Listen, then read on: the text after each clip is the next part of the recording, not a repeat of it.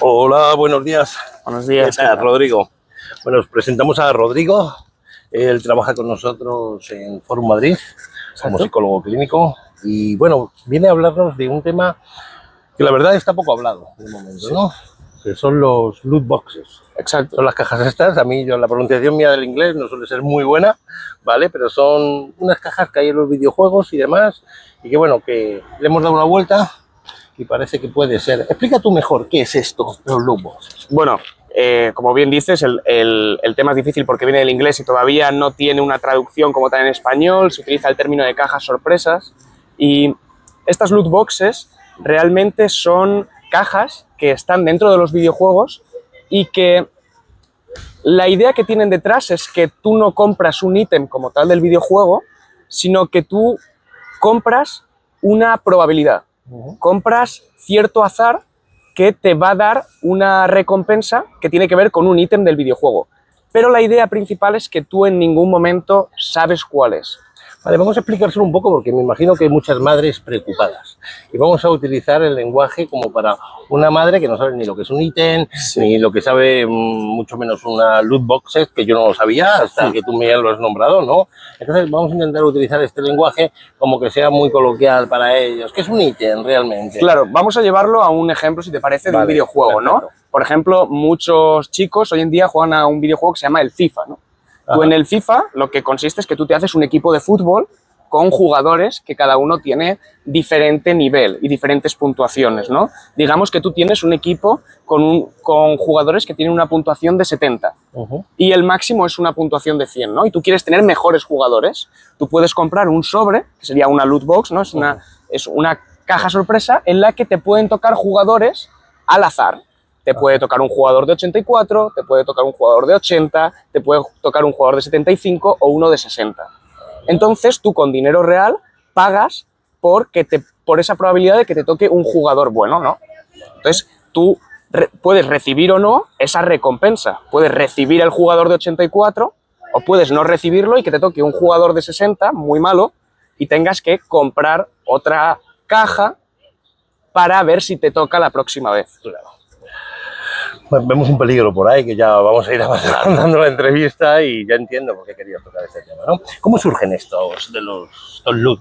Pues me alegra que me lo preguntes porque es bastante interesante. Surge en China, que allí en China hay mucha industria del videojuego, ¿no? Y lo que pasaba era una cosa bastante curiosa, ¿no? Las personas o los consumidores de videojuegos allí no se podían permitir videojuegos que fuesen caros, porque a día de hoy el precio del videojuego ronda los 60, 70 euros, ¿no? Entonces, no se los podían permitir. ¿Y qué hicieron? Empezaron a piratear muchos videojuegos. Esto, empezaron a ser conscientes las grandes industrias del videojuego, las que se llaman las AAA, que son las empresas más potentes, ¿no?, dentro del mundo del videojuego, y dicen, ¿cómo hacemos para que un sitio como China, donde hay muchos consumidores de videojuegos, nos compre los videojuegos? Y se les ocurre la idea de que el videojuego sea gratuito, que se llaman los videojuegos free to play, gratis para jugar. Entonces empiezan a hacer los videojuegos free to play, donde no tienes que pagar por jugar al videojuego. ¿Qué pasa? Que tampoco son tontos, ¿no? Tampoco te van a dejar el videojuego gratuito. Entonces lo que hacen es que si tú quieres mejorar en ese videojuego, puedes comprar haciendo micropagos, que eso es muy importante. Haciendo micropagos tú puedes comprar para ser mejor en ese videojuego, con esta idea que hemos explicado antes en el FIFA, en la que hay cierto azar y cierta probabilidad. Claro, veis lo que hay detrás de todo esto, ¿no? Como problema puede ser una gran adicción, ¿no? Que incita al juego. Claro, totalmente, porque se empieza a observar que la gente acaba dejándose muchas veces incluso más dinero que lo que sería comprando el propio videojuego, porque como es esta idea de los micropagos, tú no, en estas loot boxes que tú pagas, tú no llegas a pagar un precio mayor muchas veces de 5 o 10 euros. Incluso a veces es menor a 5 euros, ¿no? Pero al ser una conducta que se va repitiendo durante varias veces, acabas pagando al final, pues, o lo que valía el videojuego o incluso muchas veces más. Claro, bueno, aquí tuvimos un paciente precisamente que se había gastado 20.000 euros en juegos, ¿vale? Que directamente cuando entró nos quedamos un poquito sorprendidos, ¿no? Que es lo nuevo que va a ir llegando mucho, ¿no? Porque las nuevas tecnologías y todas estas cosas. ¿Pero esto qué es? ¿Adicción a videojuegos o adicción al juego, no? Porque ahí hay como una barrera que no sabemos muy bien. A día de hoy tampoco se sabe en gran medida. Hay ideas porque está empezando la investigación. Como bien decías antes, es un tema totalmente nuevo y que no se sabe del todo y que no hay una investigación clara sobre ello. Es bastante interesante, desde la Universidad de Córdoba se han publicado varios artículos sobre este tema y es bastante interesante lo que ellos encuentran que hay detrás. Sobre el tema de si fuese una adicción al videojuego, se ha ido descartando. El porqué es el siguiente. Si fuese una adicción a los videojuegos, se vería que las personas que compran más estas loot boxes tendrían luego más frecuencia de uso, ¿no? Frecuencia de consumo de videojuegos. Y que el tiempo invertido en el videojuego en el cual compran estas loot boxes sería mayor. Pues la realidad es que no. La realidad es que muchos de los consumidores de estas loot boxes luego no le dedican tanto tiempo a estos videojuegos o no le dedican más tiempo que la gente que se gasta menos dinero en las loot boxes. Entonces se empieza a hipotetizar que pueda tener más que ver con una adicción al juego patológico, ¿no? Algo más parecido a las apuestas deportivas, a las tragaperras, a la ruleta, lo que conocemos de toda la vida como la ludopatía o el juego patológico. Y la población que está expuesta, me imagino que es todo un rango de edad, ¿no? Porque están los críos, pero bueno, tampoco tienen acceso mucho a comprar, a no ser que le pidan a la madre o al padre que cómpramelo, ¿no? Como si fuera un sobre de cromos. Pero también la gente que ya tiene un trabajo, ¿no? O la gente que ya tiene, que es mayor de edad y tiene su propia nómina, ¿no? Como era el caso de este paciente que vino por aquí. Efectivamente, Alberto, lo que sucede es los dos casos. Se está viendo que hay incluso algo más en población adulta. Se dice que de las personas que juegan a videojuegos, el 48% de los que son adultos consumen estas loot boxes y el 45% en caso de adolescentes. Sin embargo, también es interesante que el consumo de los adolescentes de estas loot boxes suele ser más intenso, siendo los adultos los que más cajas de este tipo consumen por adulto, luego son los adolescentes los que más dinero invierten. Que también habla mucho del nuevo ocio y de las nuevas actividades que disfrutan los jóvenes, ¿no? Como cuando tienen cierto dinero o cierta economía, la paga que se les da a chavales de 15 años, en vez de dedicar esos 10 euros, como se hacía anteriormente, a ir al cine, a jugar al fútbol, a ir al teatro, o gastárselo en un libro o en comprar una película, lo que suelen hacer es dedicarlo en comprar este tipo de cajas. Y que se está viendo que está cambiando mucho el ocio en este tipo de personas, en los adolescentes. La pregunta es, ¿por qué esto no es ilegal? O sea, ¿por qué? O sea, realmente, bueno, ayer hablábamos con un paciente precisamente de aquí, que conoces, ¿no? Y realmente él hablaba de eso, ¿no? Que ya con 14 años pasaba una sala de juegos. No sabemos, pero ¿por qué en este caso algo tan obvio, ¿no? Porque parece un poquito de cajón, ¿no? Todo el patrón de conducta que se puede meter en estos chavales, y más cuando son tan jóvenes, ¿por qué no es ilegal para menores? Esto es muy curioso, Alberto, lo que comentas, porque la realidad es que los sistemas de recompensa que hay detrás, esto que decíamos de que la persona siente que tiene que comprarlo más, son dos programas famosos en psicología, simplemente los voy a mencionar porque son interesantes, son el programa de razón variable y el programa de razón aleatorio, que para que te hagas una idea, estos programas son los que se utilizan en la tragaperras, en la ruleta, y que tienen que ver con que cada vez te vas acercando más a un premio, pero tú no sabes cuántas veces tienes que pulsar para acercarte, como sería la tragaperras, o que simplemente cada vez que juegas vuelves a una probabilidad continua o constante, como puede pasar en la ruleta, ¿no?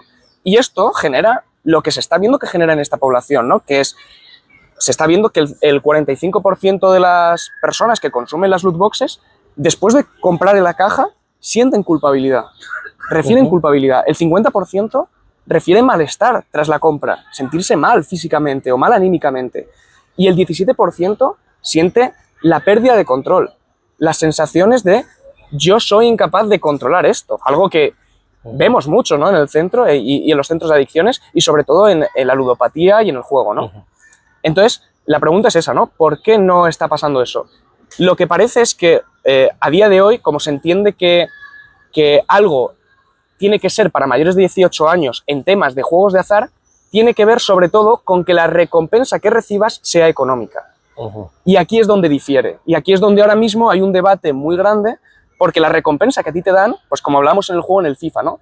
Acaba siendo un jugador de mucha media o de mucha puntuación, pero no te dan una recompensa económica. No es como la ruleta, que sí que puedes recibir una 5, 10, 15 o el dinero que apuestes, ¿no? En euros, ¿no?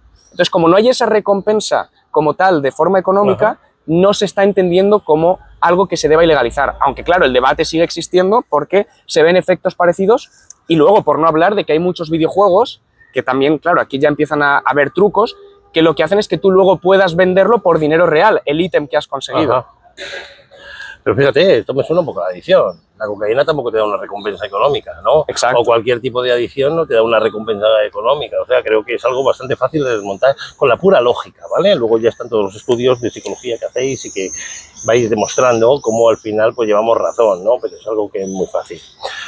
Bueno, hasta aquí la entrevista. Ha sido un placer, Rodrigo. El la placer es mío. verdad, tenerte en el equipo es genial, ¿vale? Porque siempre nos aportas mucho y siempre además con una base muy científica y una base muy profesional, que te quiero agradecer públicamente, ¿no? Muchas gracias. Y nada, voy a acabar como siempre con una reflexión final, ¿vale? Que me gusta que la gente pues piense un poquito, ¿no? Sobre todo cuando estamos hablando de estos temas de emociones, de la salud mental, de qué es más importante, ¿no? Que ese crío que se está educando en este momento, que no es algo tan fácil de educar, que no es... que las consecuencias pueden ser muy graves para la vida, ¿no?